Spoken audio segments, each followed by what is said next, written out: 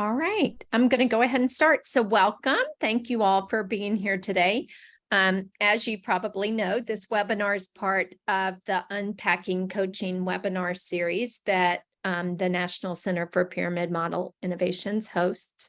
I'm Mary Louise, and I'm going to be your host for today. Today's topic is title is Coaching is Crucial, Supporting Teams with Behavior Support Plans. And we know this is something that people have really wanted information on. So we're excited to share this with you today. So with that, we're going to get started. Again, I'm Mary Louise Hemmeter, and I'm part of the National Center for Pyramid Model Innovations. And today we have two amazing panelists who are actually going to do the webinar. And I'm going to turn it over to them and let them introduce themselves. Shelley. Thanks, Mel. Welcome everybody to the webinar. I'm Shelley Clark, and I am a PBS Tier 3 coach facilitator, and I work in home, school, and community settings. And along with me, I want to introduce Anna.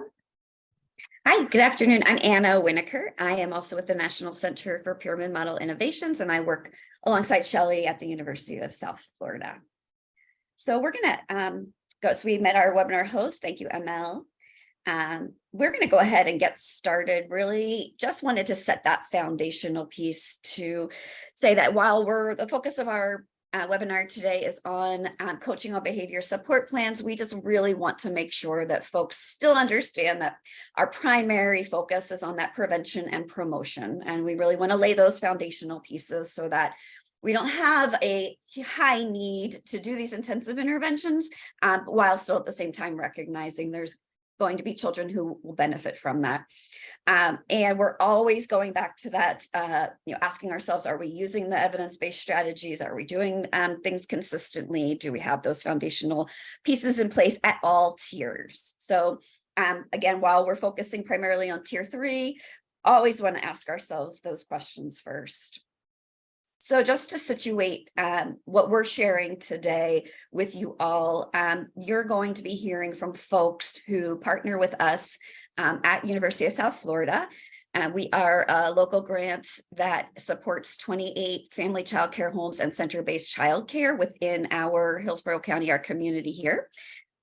So we support all of them with program-wide implementation. So we have a USF Coach who is assigned to each program, who then works with those leadership teams to work on implementation. And each of these programs uses practice-based coaching. So you'll hear us reference practice-based coaching. When you hear us referencing coaching in general, that is what we're referring to. And all of our programs participate in ongoing professional development, not only the coaching that they receive on site, but they also join in our community trainings as well. And then everything we do with these 28 programs is informed by data, classroom data, program level data, teacher data. So you're going to also hear them talk. Our folks here sharing with you all today will be talking about what data they use, and how does that inform the work that we do. So before we dive into what we're calling the tier 3 process today, we just want to make sure that not only do we lay the pieces that we need all the foundational pieces in place, but that everybody's understanding what's meant by individualized intervention and what do we mean when we say we're using positive behavior support. So it is an approach when we're thinking about how are we going to support a child in the classroom to be successful after we've tried all of those strategies that we know work, and we're now seeing maybe there is a need for some more intensive interventions. But what we want to focus on too is that quality of life aspect you'll hear us reference, because using PBS, positive behavior support, we're focusing on those humanistic values, and of course it's based in research. You're going to hear from some of our speakers, our video recorded speakers today, that we're really, the tier 3 process is large part is to try to understand why the behavior is occurring and identify what do we want to teach the child in terms of new skills so that we can help to replace that challenging behavior. And we get to hear today from not only Shelley, who is going to be talking about her role as a tier 3 facilitator, but also from our USF coaches who support the programs, our teachers who were supported by the process, along with family members. So when you hear us reference that Tier 3 process, everything is guided by this collaborative team, and we can't emphasize collaboration as key. Coaching is critical, like we said in the title, but also that collaborative teaming piece is essential. So when we talk about our team, we're talking about not only the teacher, but family members, other team members who might be familiar with the child or work with the child, that classroom coach who has been supporting that teacher. Oftentimes it could be the director of the center-based childcare. Of course, it could be a family childcare home provider, but we really want everybody who has knowledge about this child to be a part of that team, so we can create the most effective plan possible. And then largely our Tier 3 process, it is facilitated by a person who's trained in this process. So when we're talking about that facilitator, there's a skill set around, how are we going to do this functional behavior assessment? How do we develop that behavior intervention plan? And as I'm sure everybody here knows, it's one thing to invite folks to come to a team, but it's another to really make sure that it is collaborative and that everybody's perspective is being heard. So that's another role of that Tier 3 facilitator. So having said that around the skill sets, what we wanted to make sure we're super clear on is this webinar today is not how to write an effective plan or how to gather that functional behavior assessment data. It's really on how do we coach when the Tier 3 process is in place. How do we not only coach that team? How do we help to coach families? How do we really help to support the implementation of the plan? So taking it from a well-written document to bringing it to life in the classroom and supporting teachers and truly understanding what does this intervention look like, sound like, how are we going to make it work? So as I mentioned, those perspectives are critical, and that ongoing collaboration and coaching is going to be really our focus here today. We will share some resources at the end that are specific to, how do you write a plan or how do you do a functional behavior assessment? But our focus for our next time together will really be on that coaching piece. So for within the project that I had outlined for you at the beginning, when we are getting started and we're thinking, okay, this is a child who would benefit from some individualized supports, we are building off of that coach-teacher relationship. As I mentioned, each of our programs is assigned what is a program coach. So they have already been established within that program. Most of the time have already been working with that teacher, using practice-based coaching with that teacher. So it's nice that we are able to build off of that relationship. And then Shelley will speak more to when the Tier 3 facilitator comes in, how critical that piece is. Oftentimes children who might be in need of a behavior support plan, they could be identified a couple different ways. It might be at a leadership team meeting through data. It could be that the teacher requests some additional support. It could be that the coach is in the classroom, observing on a regular basis and happens to maybe notice some things or bring some concerns to the table. But the first thing we do is an intake form that is just to gather more information to determine, would this child really just benefit from some Tier 2, some embedded instruction, or have we been doing some of those things at Tier 2 and the data showing us they still would really benefit from some more intense intervention. So we do some of that initial observation so we can really determine from a coaching perspective which route would make the most sense given what's already been done and what the data show. So we're going to share with you, luckily we have Shelley here today on the webinar with us, so she'll be talking some of this through with you, but we are going to share some video clips from you'll hear them referred to as USF coaches. Sometimes they're referred to as PWPBS coaches. Sometimes they're referred to as program coaches. So if you just can keep in your mind that the two names that are here, Erin and Jen, are our folks who support, they're external, so they support the programs and they support those leadership teams largely the way program coaches do. Then you're going to get to hear from a teacher and an assistant. The first set of teacher and assistant, they're going to talk about their concerns of the classroom and share their experience. And then the second group of teachers and assistants will just share some of those positive outcomes. And then we're very thrilled to be able to also share a family member perspective, so we can get to hear from the mother of one of the children we supported, of what her experience was like, not only with Tier 3, but just in general of the behavior she saw at home. So you'll get to hear from lots of different folks. And just remember to, you'll hear, sometimes they'll refer to as like quote unquote, the program, and they're really referring to their school program. So you'll hear that. Sometimes you'll also hear like them say something like, she did this or she did that. Oftentimes they're referring to Shelley, and it'll be clear within the context, but we just didn't want folks to get confused. Because as we all know, there's lots of different names for similar things. So that sort of sets us up for our rest of our time together. I'm gonna turn it over to Shelley to get started, and then we'll show you our video clips for perspective. Thank you, Anna. All right, so what I'm going to share with you today is what it's like to be the Tier 3 coach facilitator within the program-wide PBS project, and how I really work to build collaborative relationships and guide teams through the positive behavior support process to address and reduce child challenging behavior and really promote skill building and successful days for kids. So what happens through our process, like Anna indicated, is that we may have a program-wide coach that works closely with a site or program, and a teacher may come up to them, or they may also notice and consult with the teacher about a child who is demonstrating persistent challenging behavior.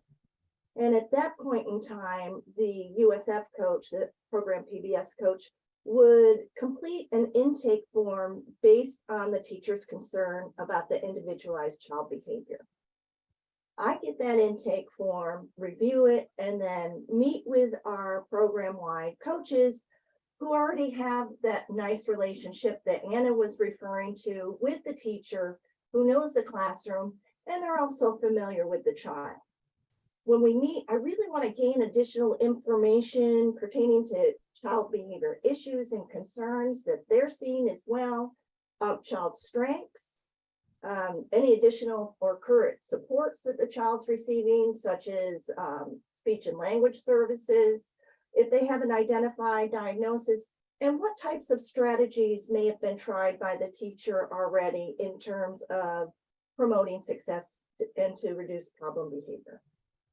So the program-wide coach initially coordinates that initial meeting between themselves, the teacher, and myself. And then at that point in time, it could be in person, it could be on Zoom, I describe the steps of the manualized PBS process that we use for developing individualized behavior supports and intervention plans. I provide opportunities for questions throughout, so it's really clear. And then once we talk it through, at that point, the teacher can elect to participate and collaborate in the process together with myself and others, really to see if it's a fit for them. So it's all voluntary. If the child decides, if the parent decides that they do want to collaborate, we want to then try to promote involvement and participation of the families within the team process, at least on some level, right? Because we really view the family as the expert on the child, and they can provide invaluable perspectives that can really promote effective interventions and positive outcomes. As a facilitator, I'm also very sensitive to gathering information about people's preferred modes of communication and scheduling times so everybody can meet together. Once we have our team identified and the schedule set, then my next priority is really to build rapport with all the members of the team. I want to provide and convey a really safe, non-judgmental team environment that promotes open communication, transparency, and that all perspectives of members on the team are valued. We really see PBS as a strength-based approach, where my role will be to kind of guide and navigate the team through the process and really promoting that collaboration. As the team progresses through the steps of goal setting and starts to collect information and complete the functional behavioral assessment stage, I really work with the team to create individual ways that they can collect information so we have progress monitoring from the beginning to the end of the progress of the support plan and implementation. So we work with teachers to come up with data collection systems or rating scales that they can do during target routines where problem is most difficult and that are based on teacher preference, ease of completion, and doability. The USF Coach, our program-wide PBS coach, also has a vital role in helping with this process by providing additional perspectives at meetings, checking in with the teacher frequently to see if they have any concerns or questions, and then being there to be able to talk with them about how things are going. They also help with gathering information and sometimes even conducting FBA interviews with core or extended team members. So what I'd like to do now is share a clip of our USF PBS coaches, and they will share their perspectives about the Tier 3 supports.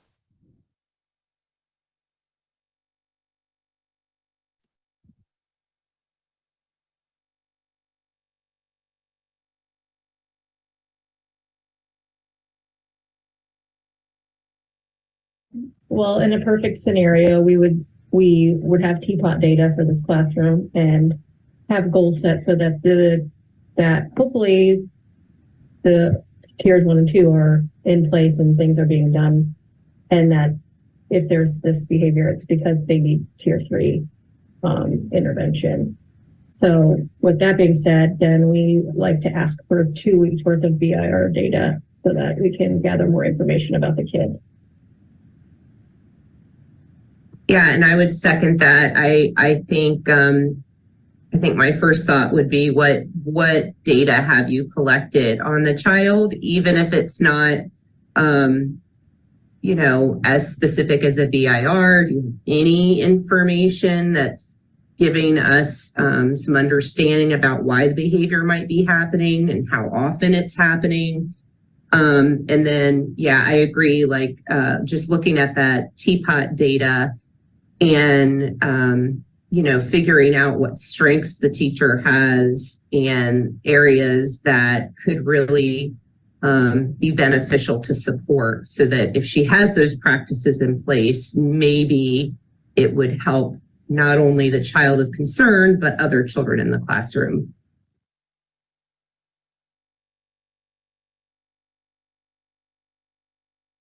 Just like really encouraging them when they're putting these things in place too, that make sure they're getting the encouragement that they are doing what they're supposed to be doing and they're doing a great job. And I know they're tired and I know they're sick of talking so much, but that it's going to work out for them in the long run. And like Jen is saying, I think providing that encouragement is huge, and really telling them what is going well, and then thinking about the things that still need some support and how can we support it. I think sometimes it might just be a little bit of a tweak.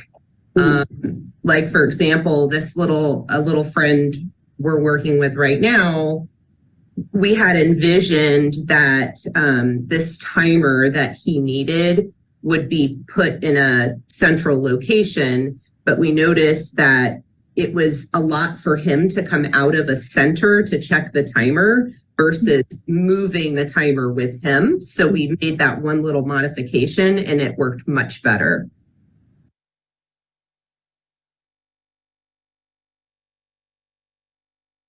I have that experience in the classroom, so I might use that example. Like, I know I've been in your shoes before. It's really, really hard and you're exhausted. And I understand how you're feeling.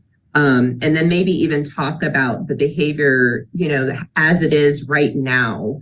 And, thinking of let's just take baby steps and give this a little more time. And it isn't the time worth it if it improves just a little bit, and then, wow, what if it improves completely and we no longer have this behavior that's disruptive or, unsafe.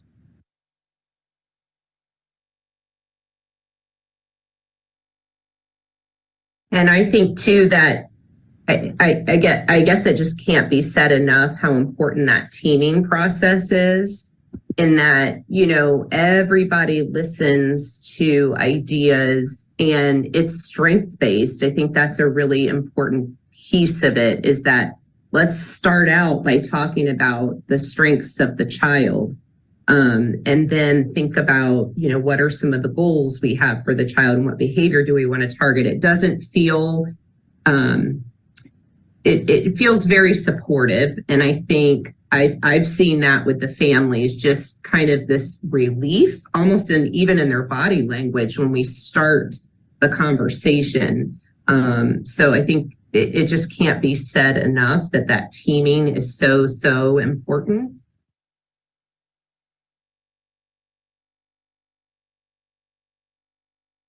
Okay, so I want to share a little bit about, in my role as coach facilitator, how we move forward once we identify function of behavior and start to look at selection of intervention strategies. What I try to do for each unique PBS school and home team is really tailor make the implementation supports and really think about what I need to do as a facilitator to help and navigate the process and guide the team through intervention strategy selection, development, and effective implementation. So I want to be able to help the team understand that the intervention strategies they select need to be linked to the function of behavior that we identified from the FBA, as well as ensuring that the strategies that are selected by the teacher, it's all based on teacher preference, ensure contextual fit for the teacher, the child, and the classroom. Once strategies are selected, I work with the teacher and team to determine features of the strategy that need to be identified prior to when the teacher starts implementing. I do this by asking a lot of open-ended questions about the strategy. For example, a teacher may elect to develop and implement a mini schedule for a kiddo at Circle who is having problems with following directions or knowing the routine steps. So what I would do is I would work with the teacher to break down the specifics related to the mini schedule and implementation by asking open-ended questions like, when do you want to implement the mini schedule? Do you want it to be available for all of parters or a part of Circle? Do you want it to consist of having little icons, or do you want actual photos? How do you want to use it? How will it be presented to the child? And then what kind of teaching is going to be needed for the child to be able to be prepared for the mini schedule? And from there, I utilize the components of practice-based coaching and behavioral skills training for goal setting about what the strategy will look like and how to implement the strategy as intended from our conversations. The teacher and I discuss the features identified, and then I'll provide some modeling of how they might want to implement the strategy. Then we'll do some role playing and then practice prior to the actual classroom implementation, addressing any concerns or questions along the way.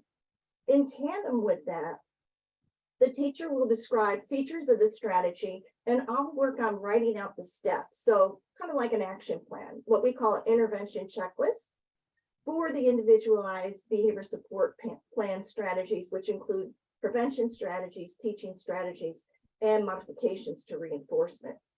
Very similar to practice-based coaching utilized for universal and targeted interventions. Prior to the active classroom coaching, I would ask the teacher their preference of how they want to be coached, right?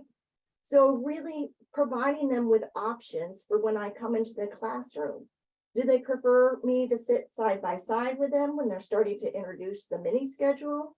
Do they want me to be at the back of the room providing nonverbal gestures if they want to increase their descriptive praise that they're providing to an individual child? Or do they want me to provide verbal prompts such as like, now would be a really good time to praise him. He's been sitting nicely on the carpet, right? Following those initial routine sessions where we're providing active coaching in the classroom, we want to make sure that we do feedback and debrief meetings. Could be short, could be we're there in the morning, observing circle, and in the afternoon we meet for half an hour on a Zoom meeting to get the teacher perspective about how it went, and then also have an opportunity to provide supportive and constructive feedback. And then also brainstorming. So if we ran into a hiccup, or if we need to tweak the strategies for easier implementation and adherence to the action plan.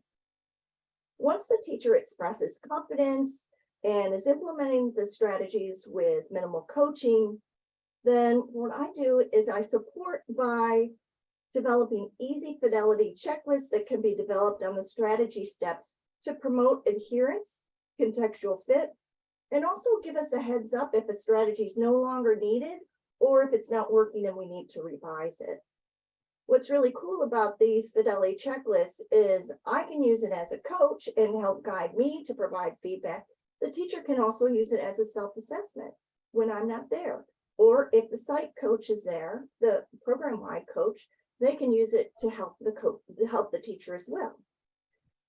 We also use other implementation strategies and supports to help the teachers reach fidelity, like scripts or visual prompts. Some teachers just want a little reminder on the wall, so we'll do a little laminated chart, or we'll just have a prompt like a thumbs up, and that will remind them to provide that specific descriptive feedback to that individual child. Again, all the supports are customized and based on teacher preference. This next clip shares a teacher's perspective about the collaboration and coaching support.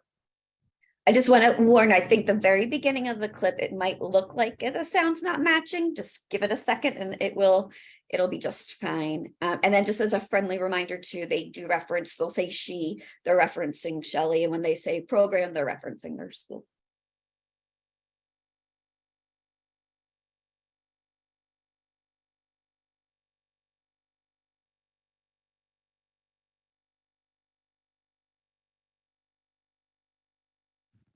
So the child, which we're referring to as M, he was very aggressive and impulsive and was hurting people or children in the classroom and was hurting teachers in the classroom. And it was to the point where it just seemed uncontrollable at times.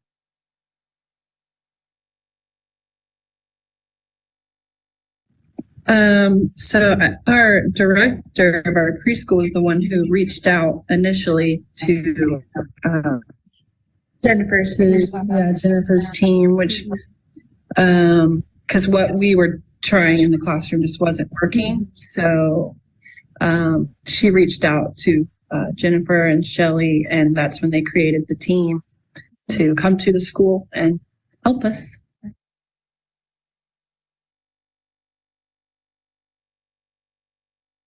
So, at first we didn't really know what to expect, but I felt like it's like as soon as she came in, Shelley, and started talking with us and meeting with us, it was just kind of like straight to the point of like, okay, this is what we have to do, and building those strategies, which we didn't really understand at first, because to us, we thought like there was just gonna be one solution that you just do right away. Mm-hmm. So we didn't really understand that at first, but then as the process like started, we kind of, and Shelley was explaining everything to us, we saw like, okay, it's not like, oh, you just go in and fix everything with this magic word.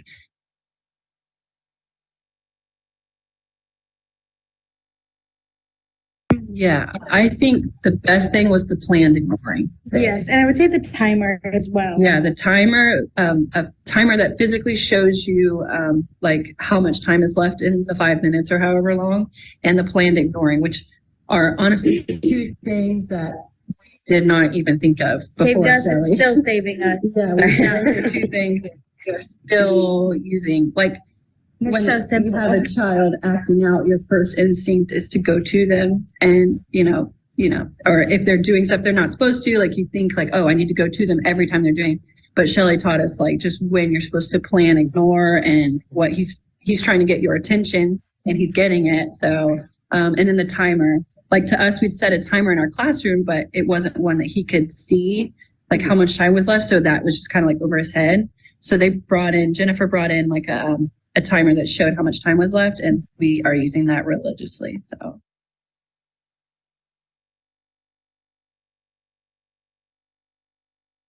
it was completely like helped a lot. And I mean, I'm not saying it was perfect all the time, but you could see, I mean, drastic changes just in him using his words instead of his aggression to get what he wants. Communicating.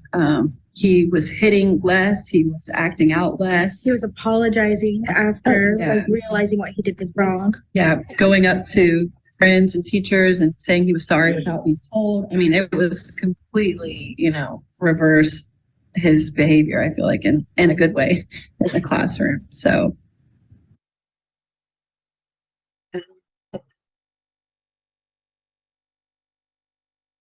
I feel like I would say trust the process, because at first you're a little like overwhelmed maybe and a little like unsure about like, oh, is that really going to work?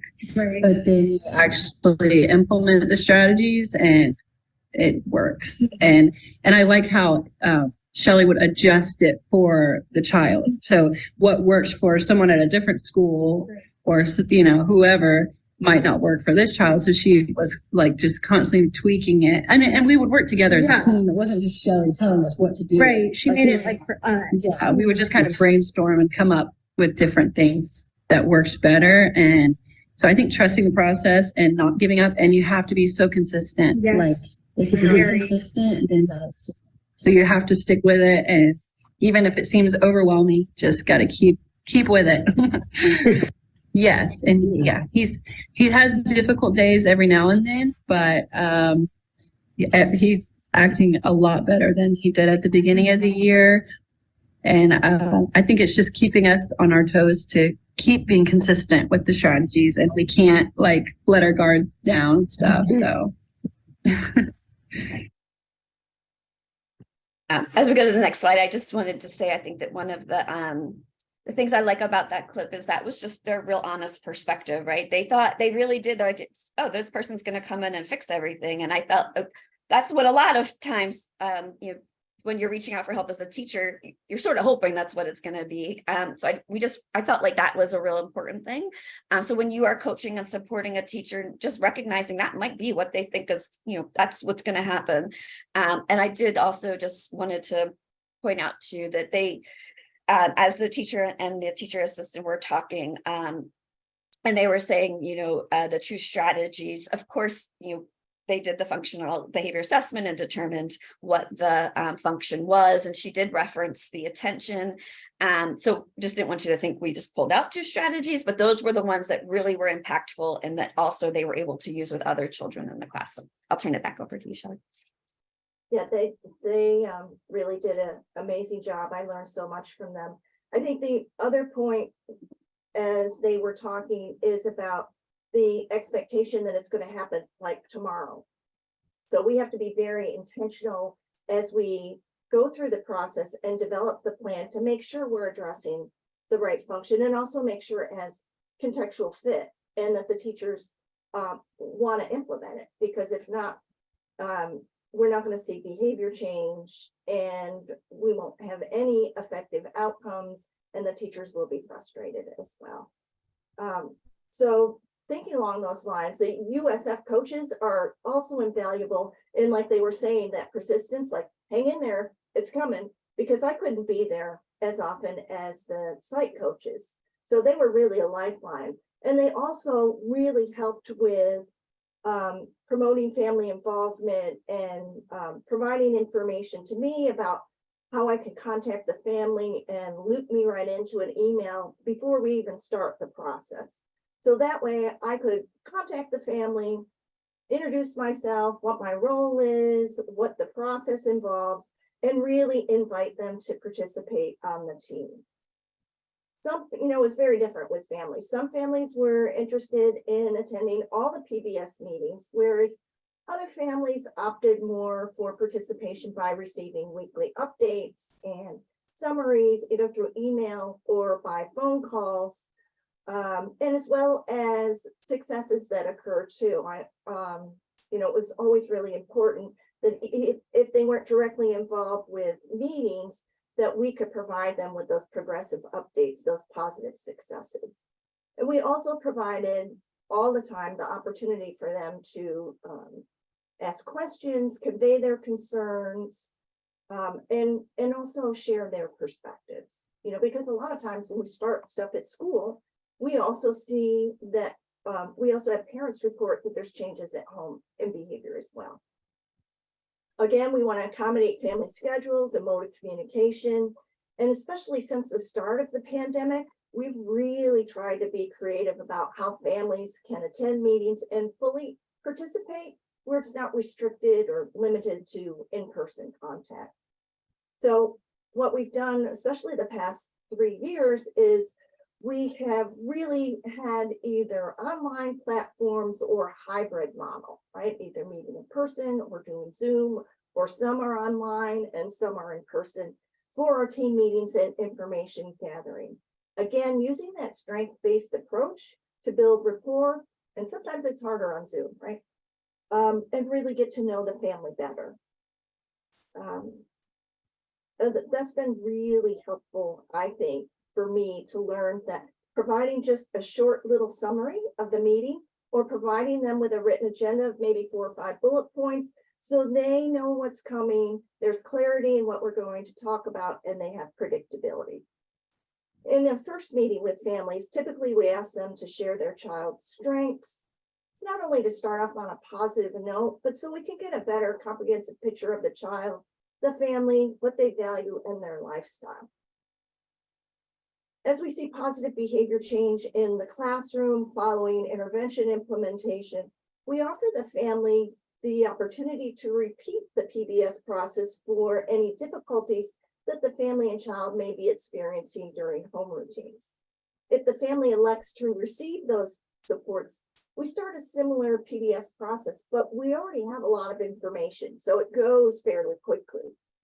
Again, we also come up with family preferred rating scales for them for identified target activities and behavior, so we can see progress over time, pre-post intervention.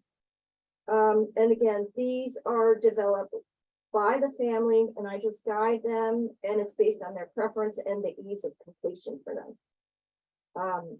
Many families will also videotape target routines and then send them to me via confidential Dropbox online, which is great because then I can review and discuss that at our next meeting. And the bonus of that is the families, when they go through the process, they now have the skills and the tools to be able to use the process independently again if problem behavior arises in the future. So on this one, we're going to look at a clip of Lauren, a mom, who talks about her coaching, her teaming experience.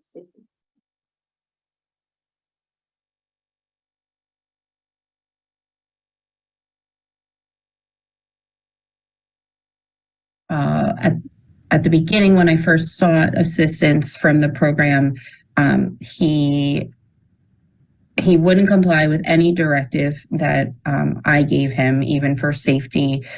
He was really argumentative and combative. He had physical behaviors, and he just really couldn't even follow a simple routine and task. So as a parent, and at the time I was a stay-at-home parent, I kind of felt like we were just trapped within our home. Yeah, it was really hard. I mean, it was when his behavior was tough. it was really hard as a family, and for, even for extended family, and the, Shelley and I had a lot of talks because it was even like a cultural piece. So we're come from Italian descent, and in Italian families, your children behave and they mind their manners and they listen to their elders, and children were seen and not heard. And I had the child who was doing the opposite. So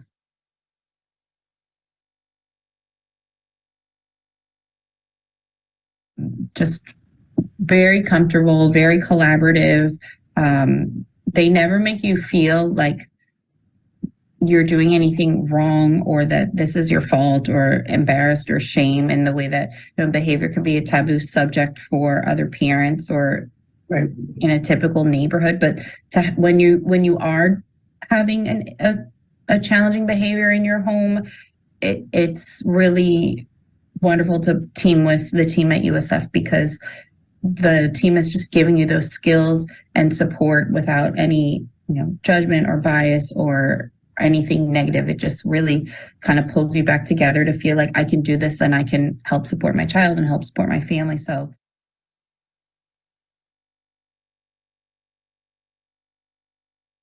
one of the big things that we worked on, I guess an overall theme that we worked on, so then we built on that, was predictability and routine. And so for me, like I had mentioned before, just a typical morning routine was really hard for us.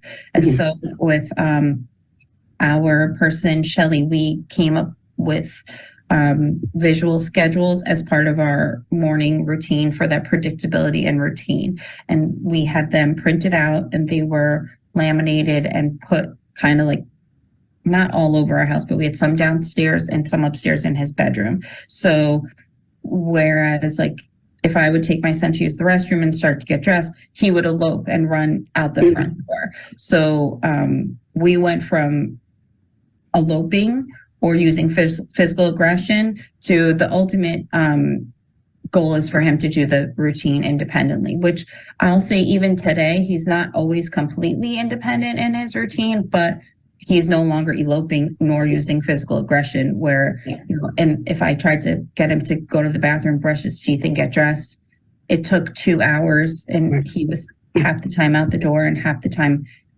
smacking me across the face. So, even now, we have a 2-story house. And so one of the things that we did to accommodate was move his clothes and his morning routine downstairs, instead of transitioning from waking up, eating breakfast, to transition back upstairs to get ready for school was too much for him. So we accommodate by keeping clothes and toothbrush and all the morning routine supplies downstairs now. Offset of our kitchen, there's a downstairs small bathroom, and that's what we do because it's an easier transition. We had to change things as part of our typical routine.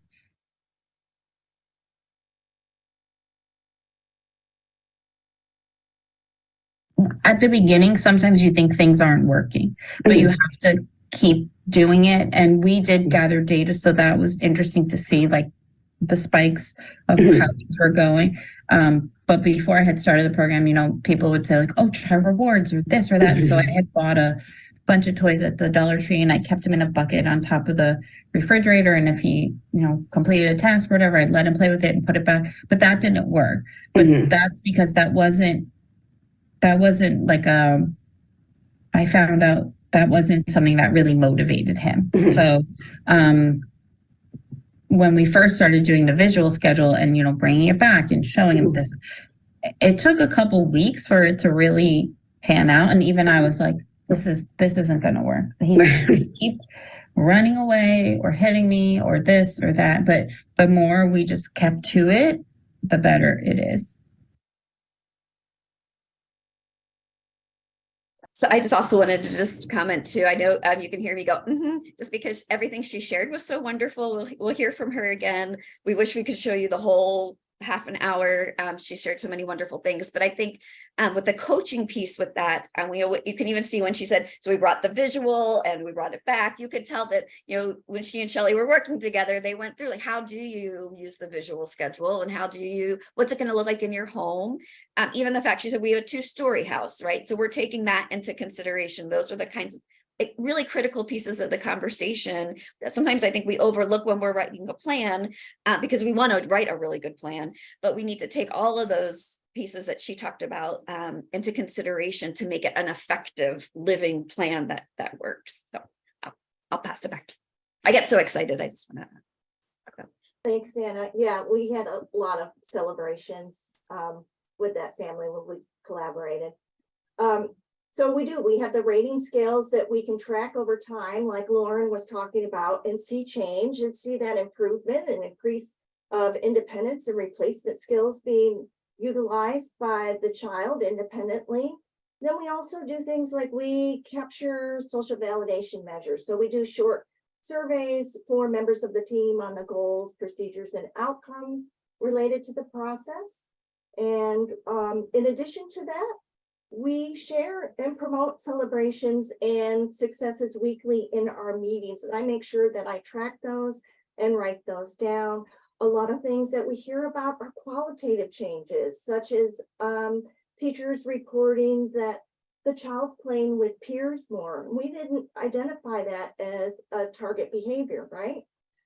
They're smiling more. They're participating more in structured activities. They are showing greater independence at school and at home. We also hear other types of anecdotal information and comments shared by teachers, including statements such as, wow, I can use these strategies not during this target routine, but also across the day for this little kid. And then I can use it with the whole classroom. I'm using it in the morning for everybody, and they're all responding, and I really see an improvement in behavior class-wide. So the next clip that I want to share is teachers sharing about positive outcomes. Oh, I'm sorry, families first. Lauren again sharing positive outcomes that she experienced or her family experienced. And then piggybacking on that, we have some teacher comments as well. Well, and then the teachers you're going to see in this clip are a different child, different school than we've seen before, just a little context.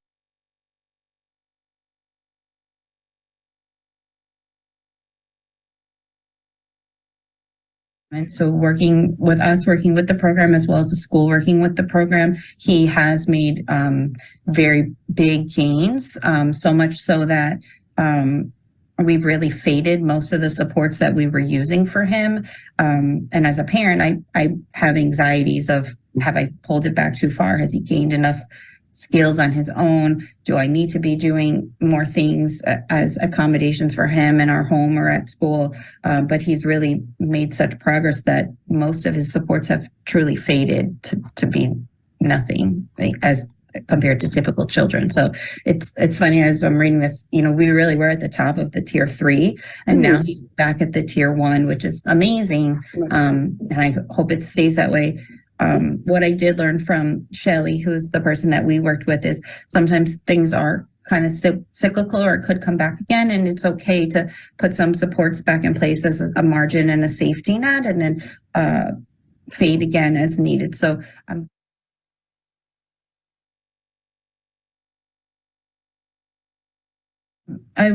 we were in the drive-through at some point getting food from somewhere, and he was escalated in the back seat, and of course he was clipped in, so he couldn't get to me. But he was screaming about something. He changed his mind about chicken or a hamburger, I don't know what, but at that point it was too late, and it is what it was. And I was embarrassed, but what was I going to do? I was stuck in this line, and when I got to the window, there was a young girl who was working there. She was probably like 18 or 19. And she said, I just have to tell you, I heard that whole thing, and my mom would have never spoken to me like that. I would have gotten screamed at. I would have been crying, and I probably wouldn't have eaten lunch. And I just have to tell you that I wish you were my mom when I was a little girl. And that like completely broke me and hit me, because I didn't escalate back. I just said, well, James, you chose chicken and that was your choice, and that's okay. Next time we'll get hamburger. And he was screaming, and I didn't turn around and scream back. I just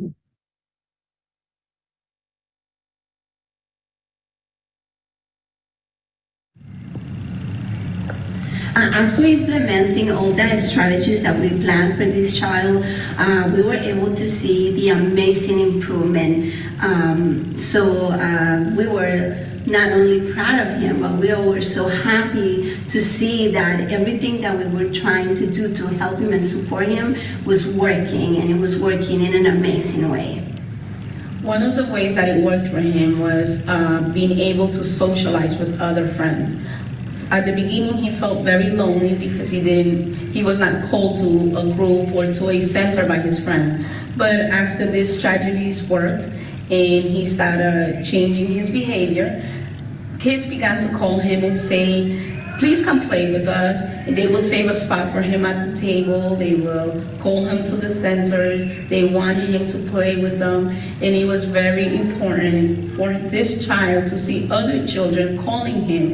And the first time that he said, I have friends, was very emotional for us as teachers and for the child. He even told Mom, I have friends now.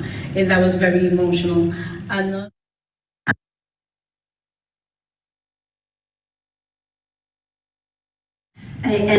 we also noticed that using this strategy with this child at the beginning, they were being so helpful and showing so much progress and bringing so much positivity to our classroom in general, that we also started to use it with our group in general.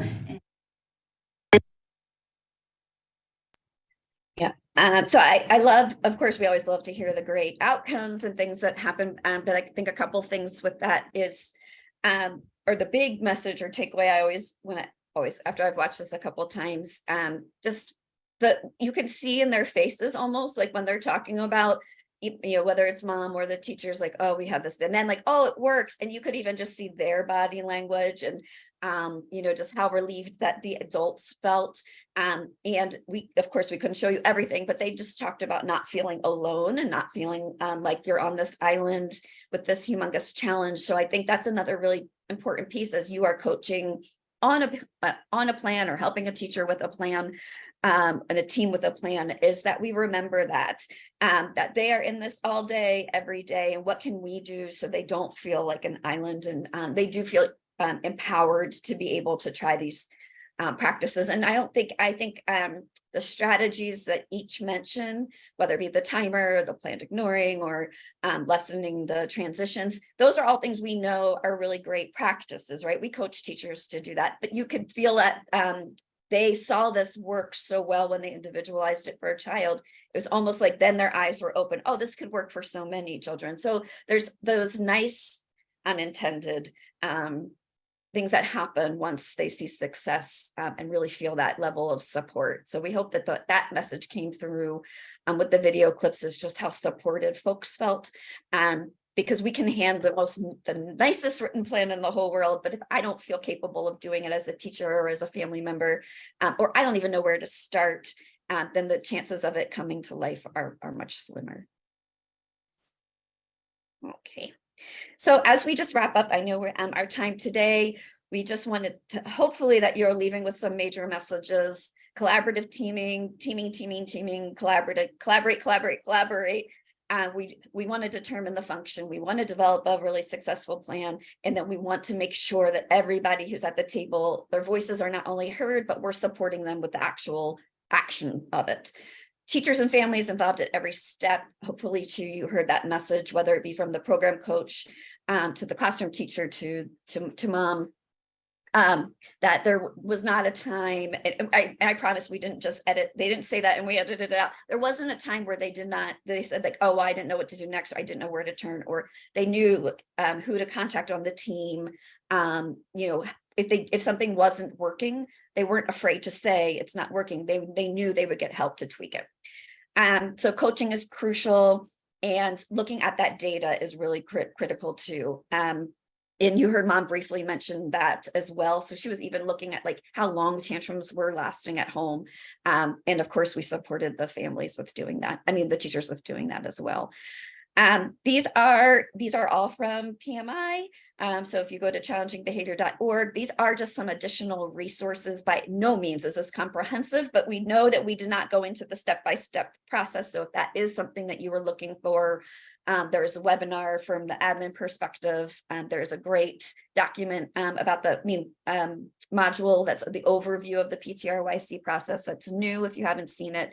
And then there's a handout about what to expect from the process. So always encourage you to go to the website, but these were 3 that perhaps you would find that you wanted to know more about after those. So I don't know if there's any questions or. We tried to get to as many questions as we could in the chat, but we've run out of time. So most everything you can find resources for on our website. All right. Thank you very much to all of our panelists for their wonderful insights. Your feedback is very important to the work that we do. Please remember to provide your feedback on this webinar with our post-webinar survey by typing the web address shown on this slide into your internet browser. Your certificate of attendance will appear once you submit the survey. We invite you to visit our website, challengingbehavior.org, to sign up for our upcoming webinars, access recordings, download pyramid model resources, and more. Thank you to our funder for making this webinar possible. This concludes our webinar. Thank you all and have a great rest of your day.